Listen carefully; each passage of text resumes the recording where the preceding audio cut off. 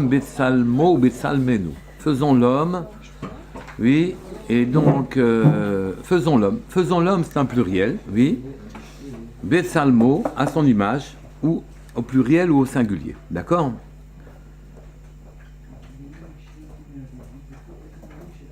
Toute la création porte un message. Dans la création même, il y a un message. Je voudrais qu'on revoie. Je suis en train d'exprimer quelle est la nature d'un homme, quelle est la nature d'une femme. Oui. Et comment se fait-il qu'il trouve un climat d'entente? Exactement. Donc toute la création porte un message. Une alliance entre la matière et la vie. Non, plus large que l'esprit. La vie. Entre la matière et la vie. Et tout, minéraux, végétaux, tout est dans cette dimension-là. Matière et vie. Depuis le microcosme jusqu'au macrocosme. Rien n'échappe à ça. Oui. La vie est habillée de quelque chose qui la contient. La vie est habillée de quelque chose qui la contient. Ce Kéli, ce qui contient la vie, Yahushua, oui, c'est son image, son Tselem. On vous dit image, ce qui apparaît à nos yeux, oui, c'est le récipient, c'est pas la vie. La notion d'énergie, elle est invisible, d'accord? Donc la vie n'apparaît pas à nos yeux. Et le Kéli est le fameux Tselem. Il est la représentation de cette force de vie. Le Kéli trahit la nature de la force qui est à l'intérieur. C'est pour ça qu'une femme a une tête de femme et un homme, il a une tête d'homme. D'accord? Ils trahissent des intériorités, des vitalités, un esprit différent. D'accord? Et donc ce Kéli épouse cette force-là. Tout ça, ça va être important dans la pratique. Le Kéli épouse cette force-là et l'exprime. Exprime la force qui est à l'intérieur. Un cerf, il a à l'intérieur un esprit de cerf. Il a une vie de cerf, un caractère de cerf. Un lion, on le regarde et on sait à l'intérieur quel caractère et quelle vie il a. Une femme comme ça ou comme ça, elle est comme ça ou comme ça. On devine son caractère. Un homme, on devine son caractère en le regardant, d'une certaine manière. Il y avait une science qui s'appelait la physiognomonie, oui, qui faisait qu'on devinait le caractère des hommes au travers de leur visage. C'est pour ça que les anciens... Et kabbaliste, c'est ce qui explique que Kabbaliste. ça existe, Oui, mais ils voient plus profond que ça. Ils voient plus profond que ça. Mais par exemple, les gens du temps de Moshe Rabbeinu, on dit Moshe Rabbeinu ne peut pas réussir. Oui, c'est un assassin, c'est un homme dur, coléreux, etc. Mais ce qu'on ne sait pas, c'est qu'on peut utiliser toutes ces cochotes et les employer normalement et utilement. Et de manière... Et donc il a retourné sa nature. Effectivement, il a tué un Égyptien. Effectivement, il était dur, quoi, coléreux, vif, quoi. Mais il a tout tenu. D'accord? Et donc ici, si vous voulez, un escargot, une tête d'escargot, parce qu'il a une vitalité et une vie d'escargot. D'accord? Donc la forme trahit le contenu. Nous avons, nous tous, des formes, et elles trahissent ce qu'il y a à l'intérieur. Quand on dit Naaseh Adam dans le Chumash, on voit qu'ici, le monde, l'homme a été créé dans un esprit de concertation. Faisons. Hachem lui-même, il concerte. Donc vous voyez que tous les éléments de l'ensemble sont concernés par une concertation. Aucun n'est négligé. Vous êtes avec moi tous là? Concertation avec qui? Avec les éléments avec tous les éléments tous et les avec éléments. Oui, tous les éléments et avec les malachim. Et avec, d'accord? Et donc il a demandé à tout le monde, Shamaim va'aretz, aux cieux, à la terre. Oui? Et l'homme est à l'image du monde. Il est le monde. Il contient le monde. L'homme est un résumé, un microcosme, un tamtsit. Il contient l'essentiel du monde, d'accord? Quoi? L'essence du monde, oui. L'homme porte la marque et l'idée de la vitalité qu'elle contient, d'accord? La vie, elle est dans toutes les matières, même dans le minéral. Même dans le minéral, malheureusement, oui. Il y a des réincarnations qui se font dans le minéral. Quand quelqu'un est un peu trop dur, vous voyez, les cœurs de pierre, voilà. Donc la matière est là. La matière et la forme est là pour exprimer la profondeur. Sinon, il n'y a rien qui soit là. La matière est nécessaire. Sinon, il n'y a qu'une potentialité et rien n'est concrétisé. D'accord ?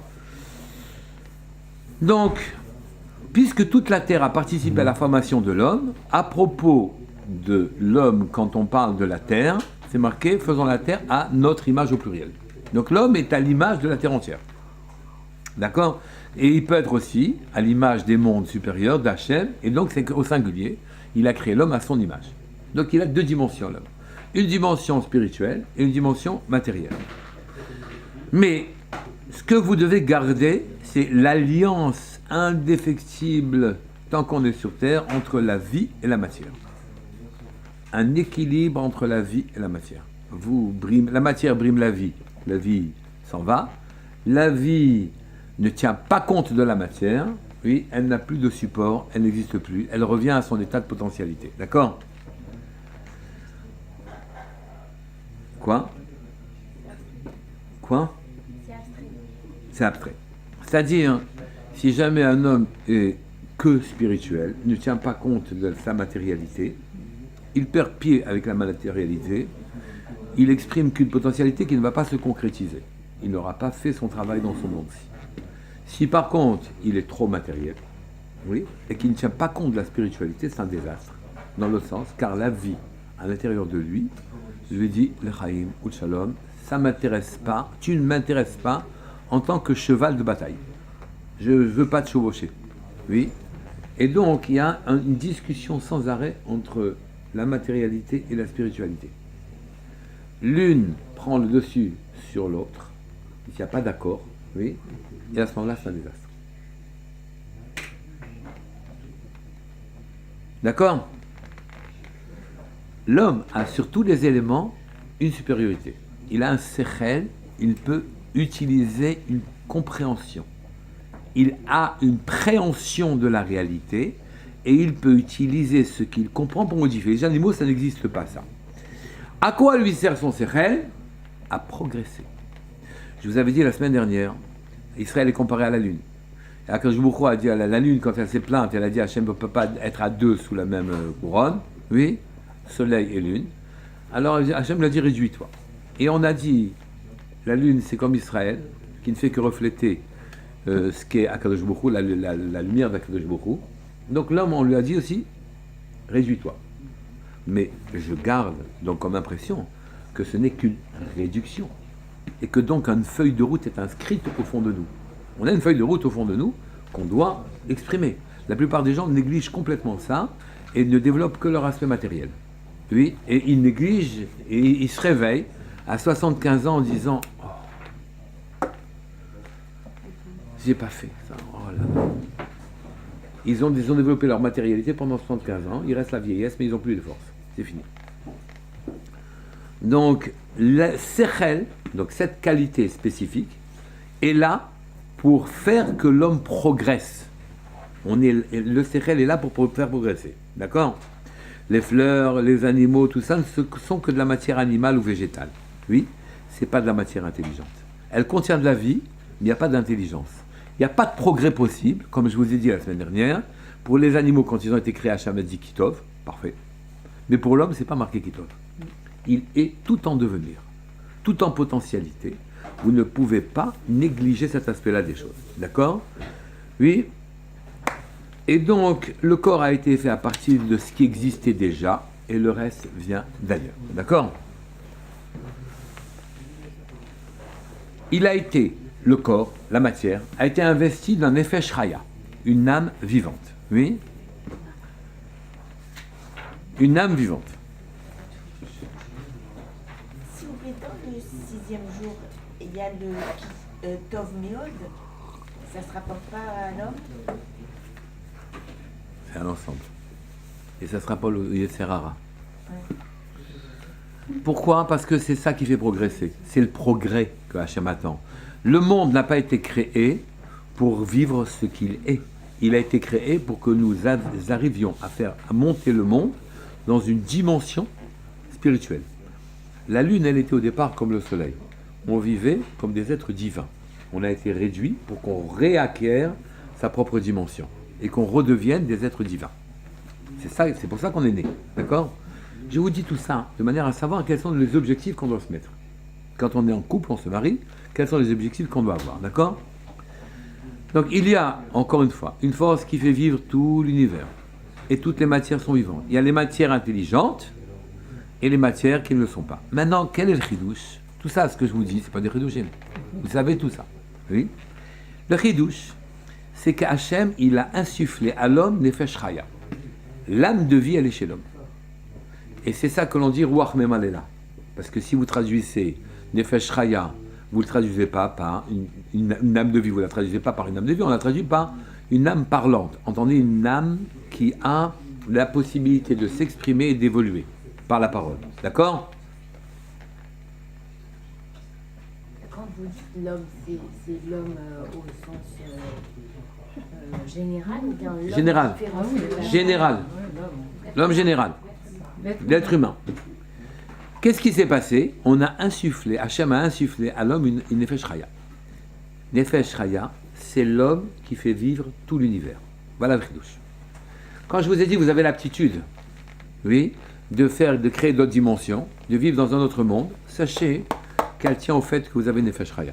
C'est nous qui faisons. Si vous croyez que le Akadosh Baruch Hu, il a créé les prairies, les montagnes, la pampa, la mer, machin, etc., il a créé. Pourquoi? Parce que c'était un peintre impressionniste. Hachem, c'est pas un peintre impressionniste, il s'en fiche de ça. Oui, il a créé ça pour que nous fassions monter tout ça vers le haut. La matière minérale, végétale, animale et humaine vers le haut. Oui. Et donc, qui dirige le monde? Nefesh Chaya, l'âme vivante. C'est l'homme qui, à travers son âme, oui, par ses actes, par ses paroles, par ses pensées, c'est l'homme qui va faire monter la totalité de la création. D'accord? La totalité de l'univers. Il est le représentant de Dieu en quelque sorte dans l'univers. D'accord? Et l'homme a été créé, bizarrement, de deux principes. Masculin et féminin. Et ici, il y a eu une dissociation. Était-il nécessaire de faire deux principes antagonistes et quelles étaient leurs nécessités? Qu'est-ce que vous en pensez? Pourquoi Hachem il a fait ça? Parce qu'on ne peut progresser qu'avec son vis-à-vis. D'accord, mais pas un vis-à-vis antagoniste, comme un homme et une femme. Ce n'est pas que antagoniste. C'est vrai, heureusement. Mais évidemment, mais pourquoi tellement antagoniste? Tellement différent. Au départ, c'était complémentaire. Donc, le premier scoop, c'est que vous dirigez le monde. La Nefesh Chaya, les vapeurs qui montent de votre cerveau quand vous réfléchissez, qui sortent de votre bouche quand vous parlez, les actes que vous commettez construisent le monde, ou le détruisent, naturellement. Hein. D'accord? Et ceci, c'est le Nefesh Chaya, c'est le principe de vie que nous avons à l'intérieur de nous. Et ce principe a été divisé en deux, hommes et femmes, masculin, féminin. Pour quelle nécessité Hachem a fait ça? Et c'est très important de le savoir. Parce que le potentiel que représente l'homme, l'impulsion vitale, doit rencontrer une limite qui est le din, la forme qu'est la femme. Et parce que si le potentiel ne rencontre pas quelque chose qui va lui donner forme, il va se perdre justement dans le néant. Et il a besoin de cette limite qu'est le din, qui est la forme donc de la femme. Donc il a besoin que le potentiel. Non, qu'il ait besoin. Trouve une. Non, d'être formé. D'être cerné. D'être formé. D'être cerné. Voilà, c'est la. Le glavin, elle cerne, et l'homme, il est le potentiel. D'accord, mais au-delà de ça, pourquoi un principe antagoniste comme ça? Ça ne peut pas marcher autrement. Non. Matière et vie. Parce que Matière et vie, c'est pas. moins Ça, c'est la culture qui nous l'a fait antagoniste. Oui, bien sûr. C'est Ezer Kenegdo.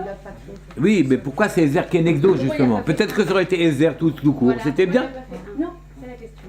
Si on n'a pas de mouvement. Mais si, il y a un mouvement. Ezer, quand même, il y a une autre personne. Il y a Ezer. Enfin. Oui, mais Ils auraient c'est que dans un sens. Ezer. Ouais. Oui, Alors que quand elle tu aide à dis- faire ce que lui veut. Voilà. Non. Elle aide Alors en que étant des fois, autre. en disant En étant une différente. vérité ou quelque chose qu'on n'a pas spécialement envie d'entendre, Une remise en ben, question. ça fait évoluer. Ça fait Il faut un butoir. Ça peut être aussi parce que lui c'est la bracha et elle c'est le Kéli, donc il fallait qu'il y ait des choses. Il faut bien accepter la remise en question de l'autre.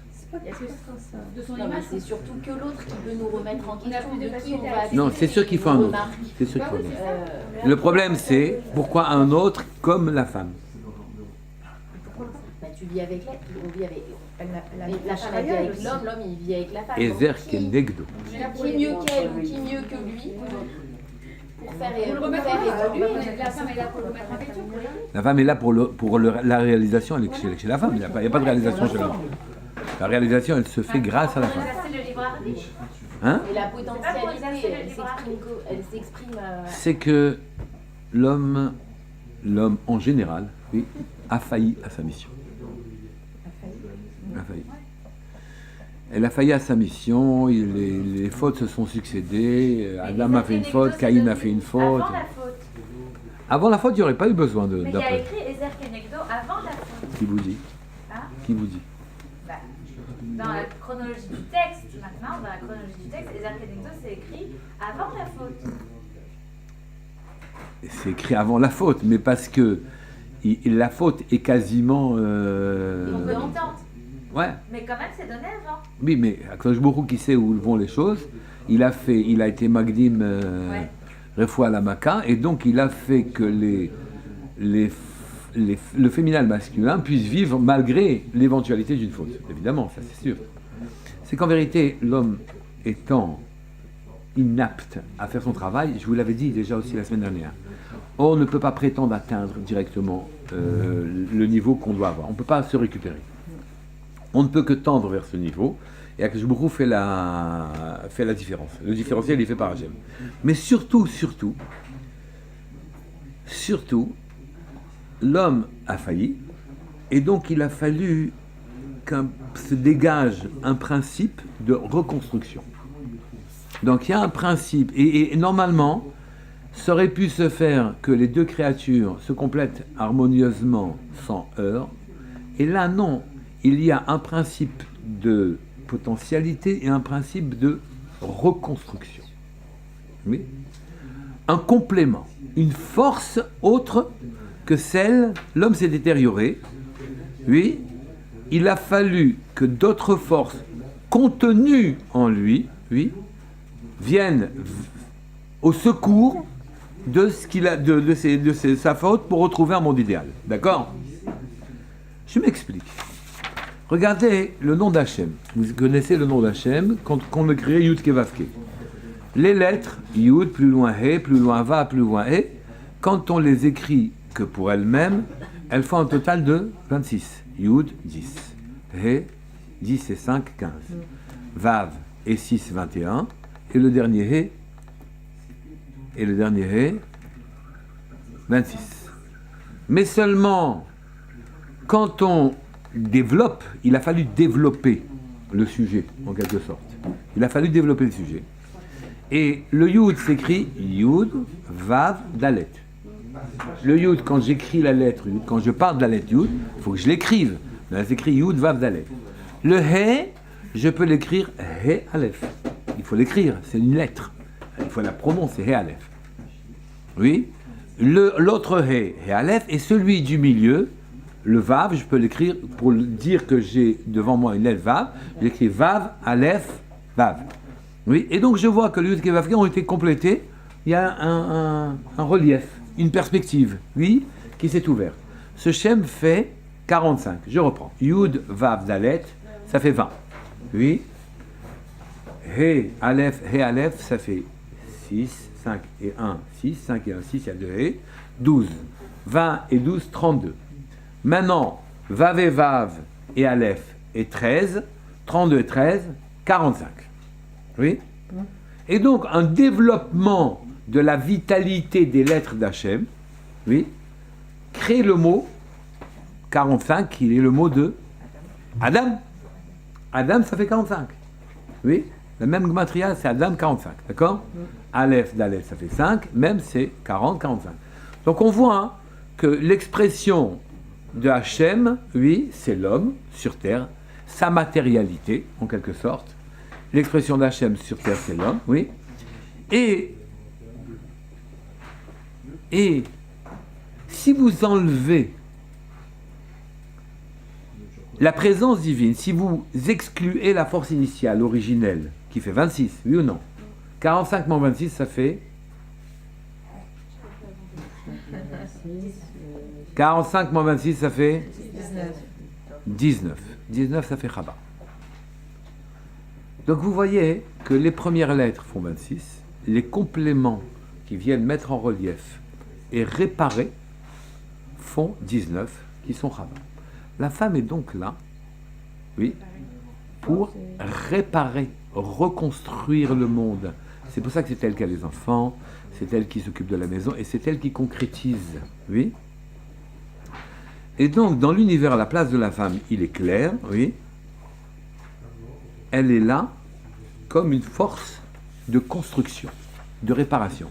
Il lui suffit, oui, que ce soit l'esquisse qui soit la bonne, Yudke Vavke, oui. On a failli, on n'a pas été capable. Adam a fauté, Chava a fauté aussi d'ailleurs, enfin, l'homme a fauté de manière générale, oui. Oui. Hein? Justement, c'est ça que la culture oublie.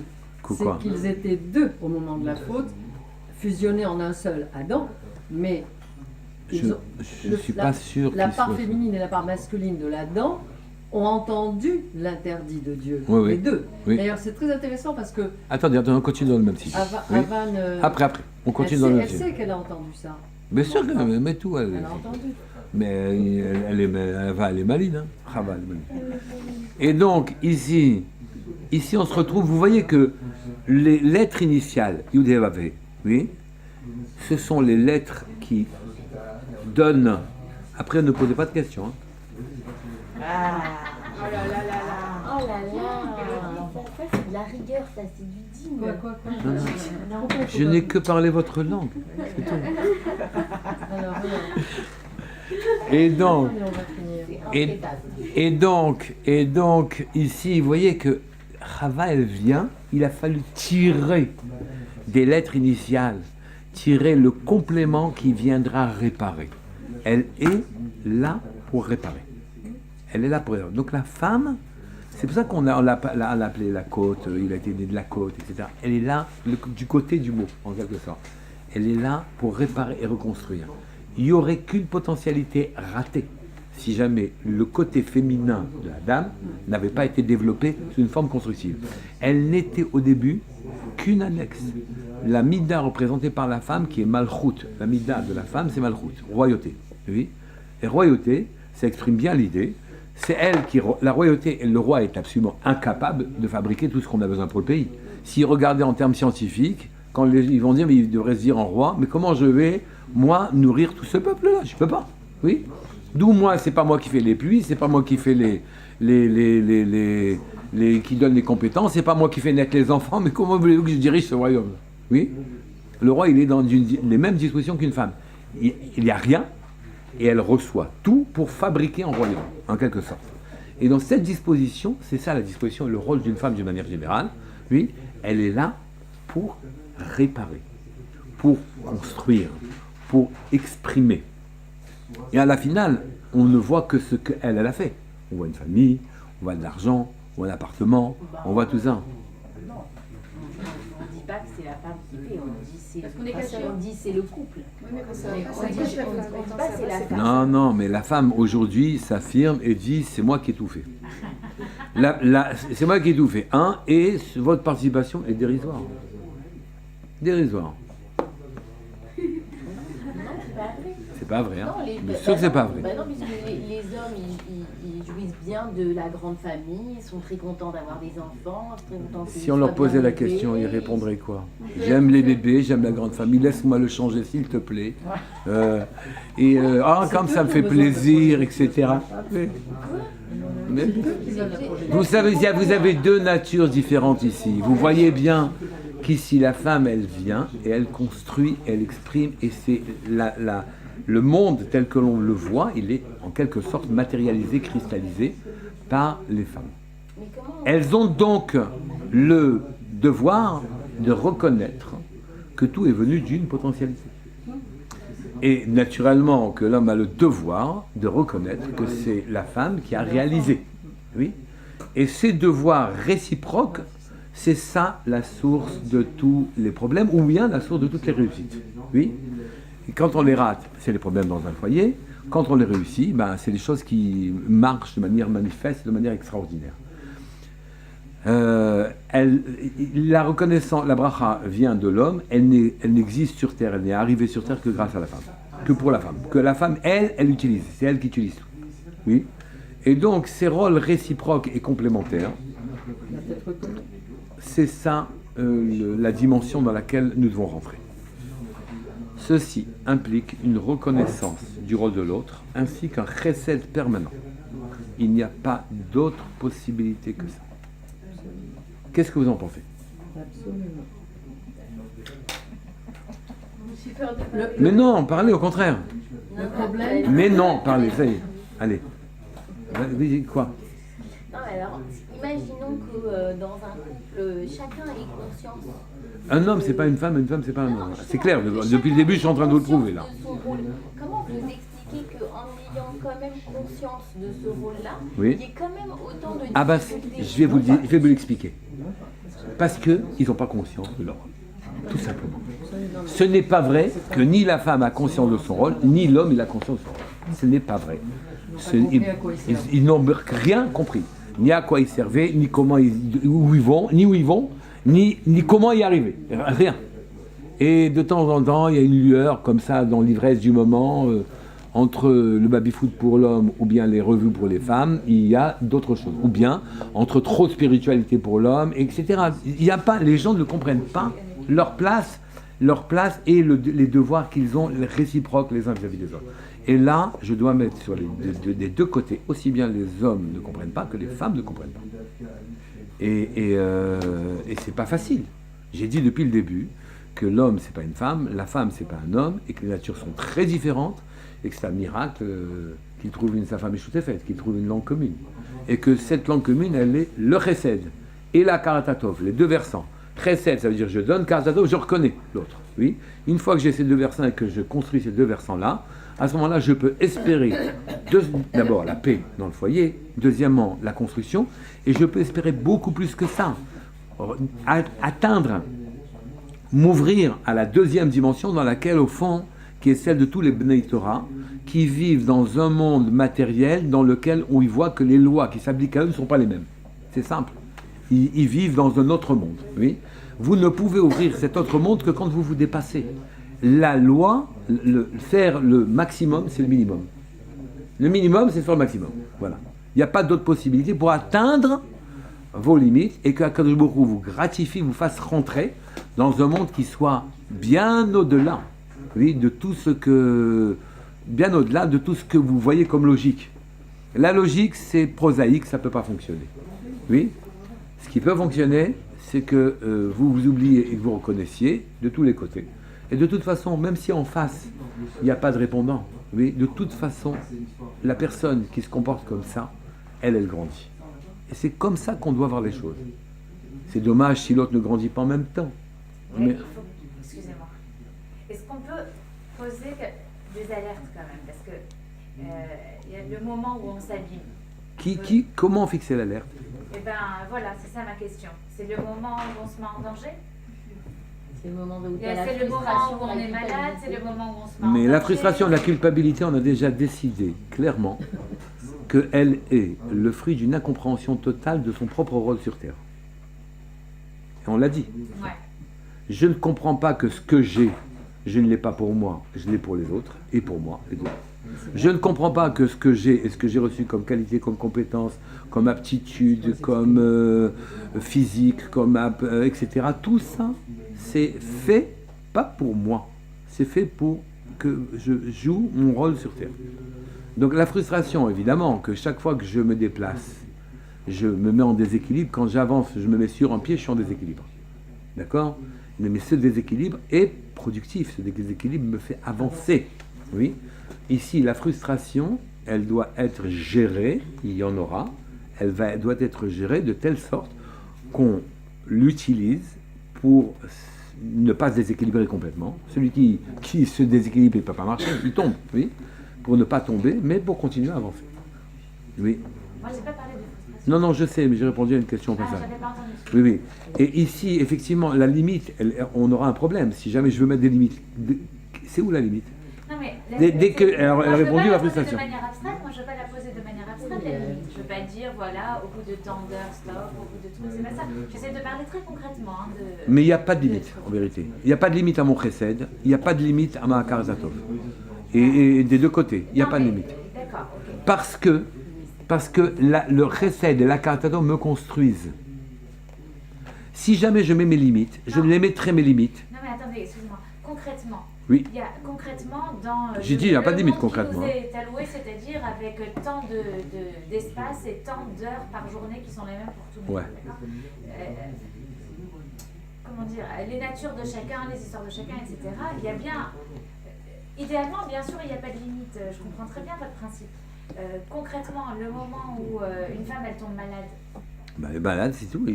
C'est même pas la peine d'exprimer que le mari doit prendre. Non, mais attends, est-ce que ça veut dire qu'avec ce que. Et avant même d'être tombé malade. Est-ce que ça veut dire. Attendez, j'essaie de comprendre jusqu'au bout. Est-ce que ça veut dire qu'avec un super chesed, avec une super agaratatov, conscience parfaite, compréhension mutuelle, etc., on tombe pas malade? Oui. Ah voilà. Ah bah voilà. C'est ça. Alors, on y est. C'est ça. Tu restes avec ton poignet. Non, c'est très bien. Alors, ça m'intéresse, c'est ça ce que je veux savoir. Alors on a dit justement. C'est ça ce que je veux savoir. On a dit justement que ce qui est intéressant pour nous, les juifs d'une manière générale, c'est de trouver le monde qui est derrière le monde. Mais voilà, c'est ça. C'est exactement ça la question. Pour ça, le chemin c'est le chesed. Et la karatatov, le bon comportement. Et donc si on trouve tout ça, le dépassement des limites ne pose pas de problème. Oui. C'est ça ce poser. Mais maintenant, on n'est peut-être pas capable nous-mêmes de dépasser les limites. Ou bien c'est des stades. Ou bien c'est des Oui, stades. vous êtes obligé d'avancer progressivement. On ne peut pas faire comme ça. Je ne peux pas me mettre à courir quand j'ai 10 mois, quand je boite. Donc, ici, si vous voulez, moi-même, je connais, tout est lisible de manière générale. Mais celui qui n'a pas pour objectif, celui qui fixe les limites, à partir de la logique matérialiste et matérielle, n'a pas compris son propre but. Maintenant, et il ne pourra pas réussir dans le foyer. Parce que la réussite du foyer, elle est au-delà de des lois naturelles. Oui.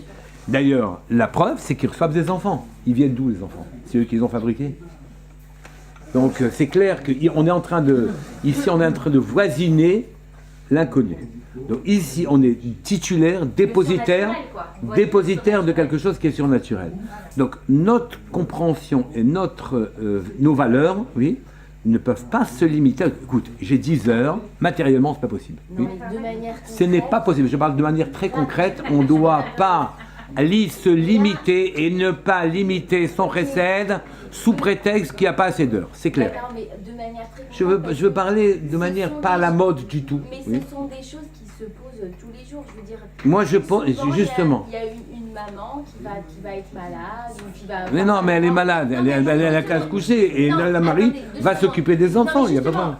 justement, très souvent, le mari n'a pas conscience Vous savez, les femmes disent le mari n'a pas conscience, les maris disent les femmes n'ont pas conscience de ce que je suis en train de souffrir au travail, personne n'a conscience de rien du tout, au bout du compte, oui. C'est un problème de conscience de son propre rôle qu'on n'a pas. Le bonhomme, il est au travail, il est sous le... La femme, elle est... Hein? C'était une vraie question. Et je peux dire quelque chose par rapport à notre environnement. Nous sommes engagés. Je ne peux pas parler. Et notre environnement... Non, sont il les ne faut pas goïms. parler, il faut écouter. Non, te regarde. Ça Ça existe. va te donner un élément de réponse.